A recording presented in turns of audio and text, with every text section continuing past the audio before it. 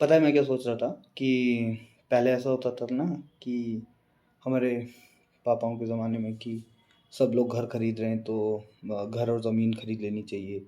जिन लोगों ने घर और ज़मीन नहीं खरीदी होती थी वो थोड़ा मुश्किल में आ जाते थे। फिर एक टाइम आ गया कि लोग बहुत ज़्यादा फ्लैट लेने लग गए, और बैंगलोर में तो बहुत ज़्यादा कि फ्लैट भी खरीदते जा रहे हैं और ईएमआई पे ईएमआई भी आती जा रही हैं।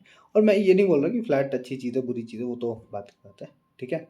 लेकिन जो चीज़ मुझे लग रहा है कि जो बहुत बड़ा रीज़न बन जाएगा कि क्यों कुछ लोग मिडिल क्लास बनेंगे, मतलब कैसे कुछ लोग लॉन्ग रन में मिडिल क्लास में रहेंगे या ऊपर होंगे या नीचे होंगे, ठीक है।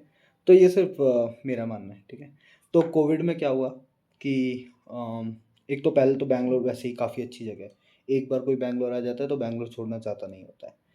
तो कोविड में क्या हुआ, एक तो सारे आईटी एम्प्लॉयज़ हैं and they have more disposable income, ठीक है। मैं नहीं बोल रहा हूँ बहुत ज़्यादा सैलरी है, बहुत ज़्यादा डिस्पोजेबल इनकम है, क्योंकि most of them are second generation.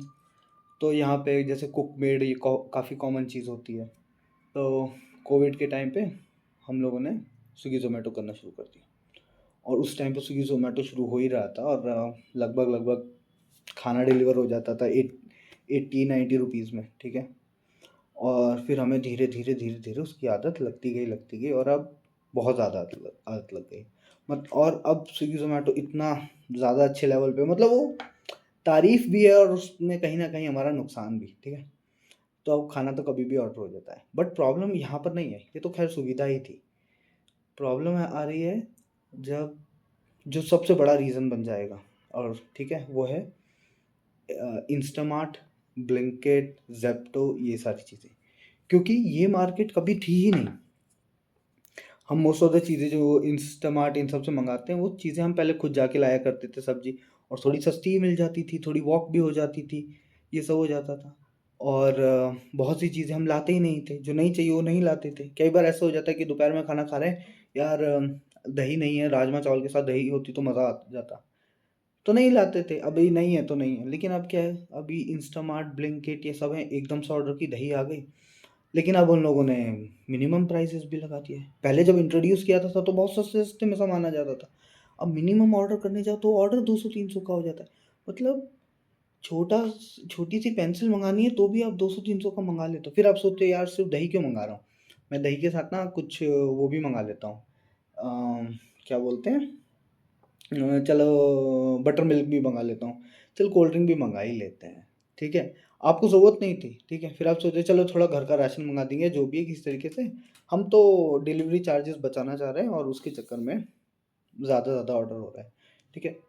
फिर एक स्टेज आ जाती है कि यार आप देखते हो कि रोज़ कुछ ना कुछ ब्लिंकिट हो रहा है, कुछ ना कुछ ज़ेप्टो हो रहा है, कुछ ना कुछ ये हो रहा है, वो हो रहा है।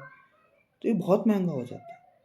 तो मुझे लगता है कहीं न ये सबसे बड़ा रीज़न बन जाएगा मिडिल क्लास फैक्टर डिफाइन करने का एक टाइम बाद। क्योंकि ये वो आदत है जिसकी वजह से पैसा कंसिस्टेंटली आपके अकाउंट से जाता है, और ऊपर से इस चीज़ की आदत सी हो जाती है।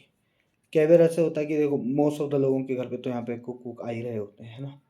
कि कुक भैया आ रहे हैं, और किसी दिन भैया बोल रहे हैं आज नहीं आ पाएँगे यार, आज छुट्टी लेनी पड़ेगी। तो हम लोग खुश हो जाते हैं कि सही है, आज खाना बाहर से ऑर्डर करेंगे। क्यों? जबकि कुक भैया भी अच्छा ही खाना बना रहे थे।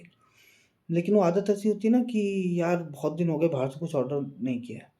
तो वो आदत स्विगी ज़ोमैटो तक ठीक थी। अब ब्लिंकिट विंकिट से भी आदत हो जाती है कि यार बहुत दिन हो गए, चलो मतलब बहुत टाइम हो गया, चलो कुछ मँगा लेते हैं, चलो बोर हो रहे हैं ये मँगा लेते हैं। मौसम इतना ठंडा है, चलो कुछ गरम मँगा लेते हैं, वो मँगा लेते हैं, कुछ मीठा मँगा लेते हैं। तो बस वही है, मुझे लगता है कि ये बहुत ज़्यादा अजीब-सी प्रिविलेज है बैंगलोर की, जो लॉन्ग रन में बहुत महँगी भी पड़ सकती है। पता नहीं, बट मज़ा तो आता है खैर। चलो, बाय-बाय।